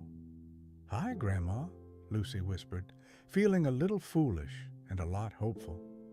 A draft moved through the room, not cold exactly, more like the hallway air that follows someone you love when they walk into a place. The evergreen branches trembled, the ornament swayed once more, and the crack, so delicate and familiar, caught her eye. It looked less like a break and more like the line where two halves agreed to become one thing again. Mrs. Parker rose and turned down the lamps until the room was lit mostly by the tree and the fire. The house felt like a sanctuary made by time and care. Outside, the wind sighed, and the first real snow of the night began. "Let's sit," she said, and they did, on the rug, on the couch, near one another in the easy tangle of family. "Tell us about Grandma's Christmas," Max asked, surprising himself with how much he wanted to hear it. Mrs. Parker folded her legs beneath her. "Your Grandma June was good at finding the last little things," she began. "The last cookie at the bottom of the tin, the last pine cone under the tree in the yard, the last seat at the crowded school concert that somehow had the best view. She said, last things have a way of teaching us how to look, not just how to see." Lucy rested her head on her mother's shoulder. The pale blue ornament listened with them, its constellation steady. "And every year," Mrs. Parker went on, "we packed that ornament away first, so we'd remember to open it last. She said it was like saving a quiet moment for the end, a way to tell the season thank you." "Like dessert for your heart," Max said thoughtfully. "Exactly," Mrs. Parker smiled. The fire popped and the clock ticked, and the snow tapped softly against the window. The ornament seemed to glow from within now, a calm light, as if it had found its place. The gift within, what changes everything. The next morning, the Parkers woke to a town powdered in white, the kind of snow that makes footsteps sound honest and puts hats on everything. Mr. Parker shoveled the walk while Max and Lucy built a snow person with a scarf that used to belong to their grandmother. It made Lucy laugh to imagine Grandma June pretending to be cross about a cold scarf and then sneaking cocoa to the kids anyway. Back inside, the house felt warmer than the thermostat claimed. The ornament hung where they'd left it, the silver stars faint in the daylight, like freckles that only show in summer. Lucy stood in front of it for a long time. "What are you thinking?" Mr. Parker asked, passing with a laundry basket full of sweaters that smelled like the top drawer of a dresser and winter soap. "I'm thinking," Lucy said slowly, "we should do something last, like Grandma would, something that makes this year say, 'Thank you.'" So they set about it. Not big gestures, but last little things. They wrapped the last batch of cookies and brought them to Mrs. Alvarez next door, who always said she didn't bake anymore, but still loved the way sugar turned the air sweet. They picked the last candy canes from the jar and tied them to the town notice board with a note. "Take one if you need a smile." They lit the last candle in the box and carried it to the small table under Grandma June's picture. The flame sat there like a good listener. In the afternoon, they took the last blanket from the basket, Grandma's patchwork one with the tiny stitches, and drove to the community center, where the town collected warm things for anyone who could use them. Lucy folded it carefully on top of the pile and pressed her hand there, not to hold on but to let go. On the way home, the sky turned the color of early evening, that soft blue that whispers, "It will be night, soon." The town strings winked on, and the Parker house waited at the end of the street like a promise kept. When they stepped inside, the room welcomed them. Tree lights, quiet music, the faint familiar hum of the heater doing its job and not asking for praise. The ornament greeted them too with a gentleness that felt almost like recognition. Lucy climbed onto the couch and tucked her feet under her. "Mom," she asked, "can we read the recipe card? The one Grandma wrote for the cinnamon stars?" Mrs. Parker's smile flickered with surprised tenderness. "Yes," she said, "let's do that." They found the old card, its corners softened by the years, the handwriting tall and slightly leaning, like someone peeking over a fence to see the good in things. Together, they measured and mixed, and when the first batch came out a little crooked, they laughed the way people do when something imperfect is still exactly right. Toward evening, the doorbell rang. On the porch stood Mr. Wilkes, the retired music teacher, with the big knit hat and the coat he'd worn since before anyone could remember. He held a brown grocery bag and a careful smile. "I wasn't sure," he said, "but I thought, perhaps, your family might like this." He pulled from the bag a stack of old Christmas sheet music, the kind printed on paper that had gone soft and yellow around the edges. On top lay a folded photo of a school choir, decades old. There in the front row, with a posture that said she wanted to stand tall, was a girl with familiar eyes. "Your mother," Mr. Wilkes said to Mrs. Parker, almost shy. "She sang like a bell, clear, honest."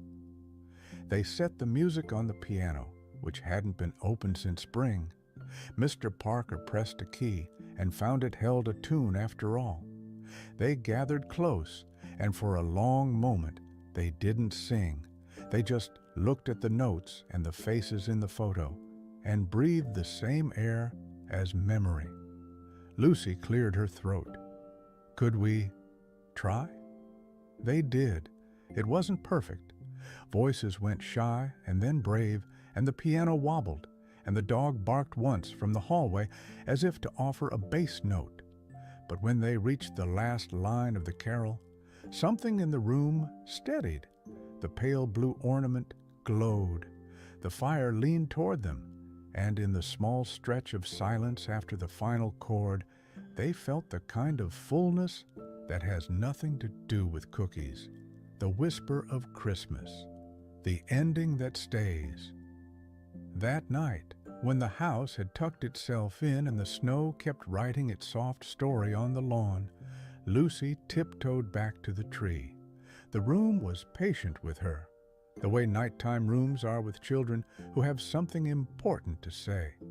She stood before the ornament and spoke in a voice just above a whisper.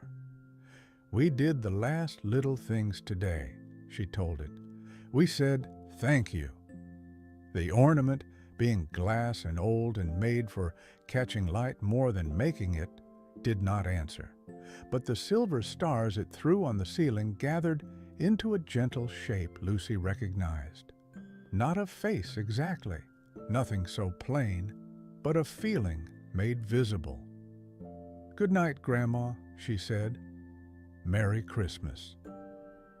Behind her, the clock in the hall ticked to the hour, and somewhere a branch shifted in the wind against the house. The tree sighed softly, if trees can sigh, and the ornament settled as if it had found the exact center of its place. In the morning, they would wake to footprints on the porch and a fresh dusting of snow on the sill, and a neighbor's thank you note tucked beneath the doormat. They would pour cocoa and pass a plate of cinnamon stars that tasted like time well spent.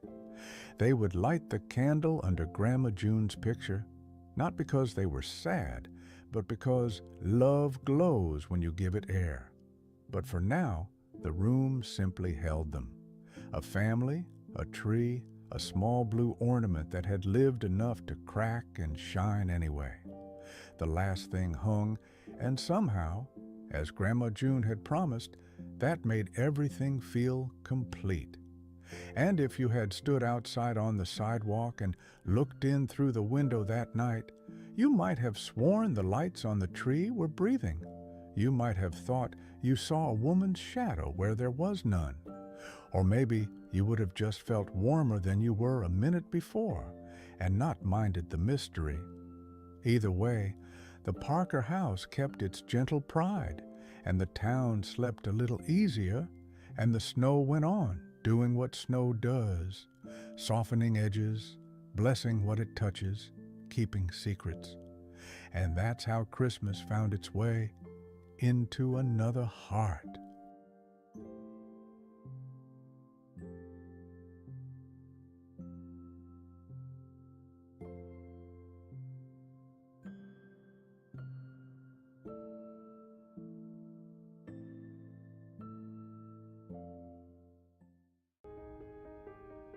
The snow that remembered a name, a single snowflake carrying a wish from years ago, finally found the girl who made it.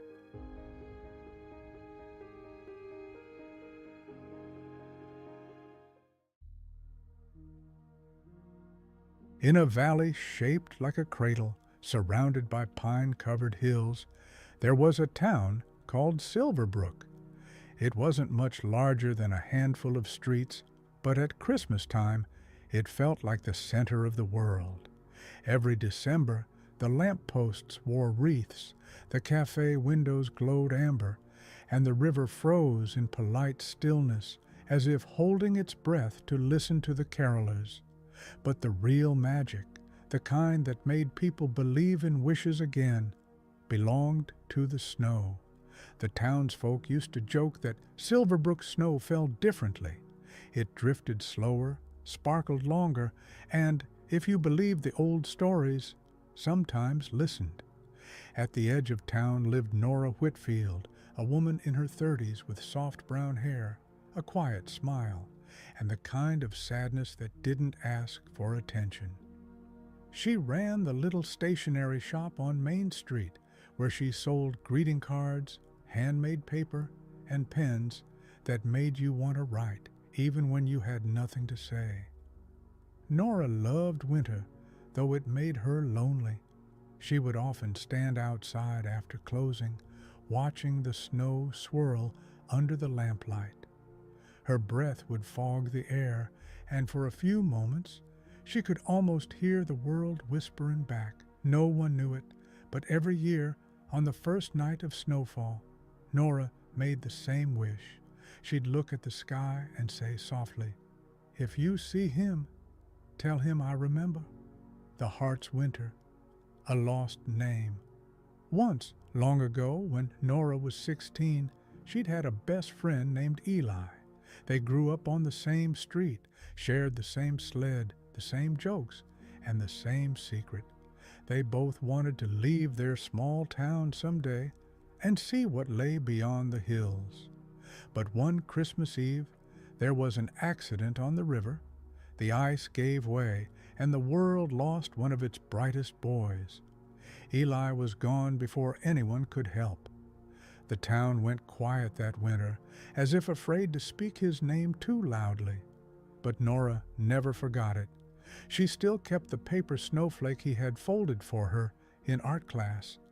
It hung by her window every December, a little yellowed now, but still beautiful. 6 perfect points cut by teenage hands and laughter. The years moved like pages turning too fast. Nora finished school, took over her father's shop, and learned how to smile for customers even when her heart was far away. And yet, whenever the snow began to fall, it seemed to whisper something just out of reach, like a memory calling through time. If she listened hard enough, she swore she could almost hear her name in the wind. The spark of wonder. The snow's secret. That year, Christmas arrived quietly. Nora had stayed late in the shop wrapping last-minute gifts for neighbors. She brewed a cup of tea and pulled her shawl tighter as snow tapped against the window. Outside, Silverbrook slept under a sky full of stars. She turned off the lights, locked the door, and began walking home. The air was still, the kind of stillness that makes sound feel like an intrusion. Her boots left neat prints in the snow, and the world seemed freshly made. Halfway down Maple Street, she paused. Snowflakes were falling thicker now, glowing faintly in the lamplight. They drifted toward her like old friends, soft and slow, landing on her coat, her hair, her lashes. And then she heard it. A whisper, quiet but clear, woven into the rhythm of the snow. "Nora." She froze. The voice was familiar, impossibly so. She turned around.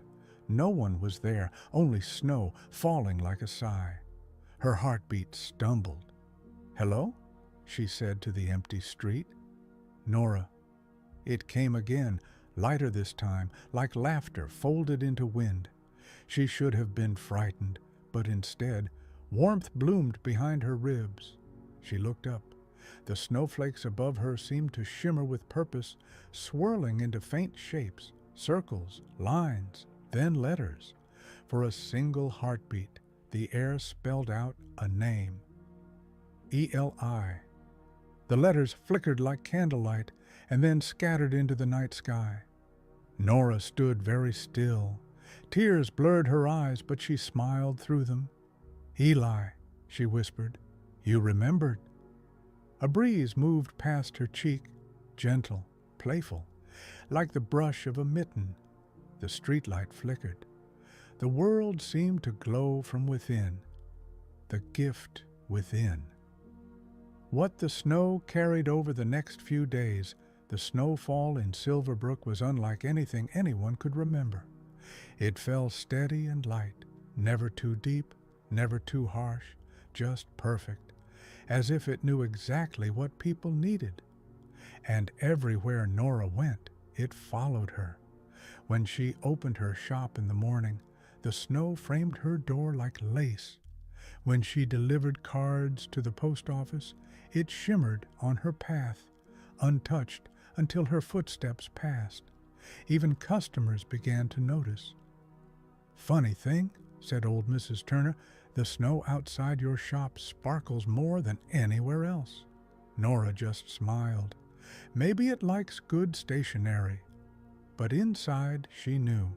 The snow had remembered her wish. Each night she would light a single candle in her window, pour tea into 2 cups, and sit by the glass as the snow drifted down. It never failed. Sooner or later, it would spell his name just once, before fading away again. Some nights, she told the snow her worries, about her father's health, about the shop's slow season, about how some days she felt invisible, and every time the wind would hush, the flakes would gather softly, and somehow she'd feel lighter. Word spread through town that Nora's shop had become a lucky place. People stopped by just to stand under the awning for a moment, and, strangely enough, those who did often left smiling, or calling an old friend, or forgiving an old hurt.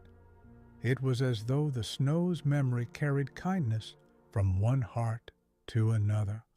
The whisper of Christmas, remembering forward. On Christmas Eve, Silverbrook held its annual tree lighting in the square. Children sang, parents clasped mugs of cider, and the mayor gave the same cheerful speech he always did. Nora stood near the back, wrapped in her scarf, watching the lights flicker to life on the big pine tree. When the first notes of Silent Night began, snow started to fall again. It swirled down in slow spirals, softer than a sigh. A little girl standing beside her tugged at her coat. "Miss Nora," she said, "look." Nora followed her finger.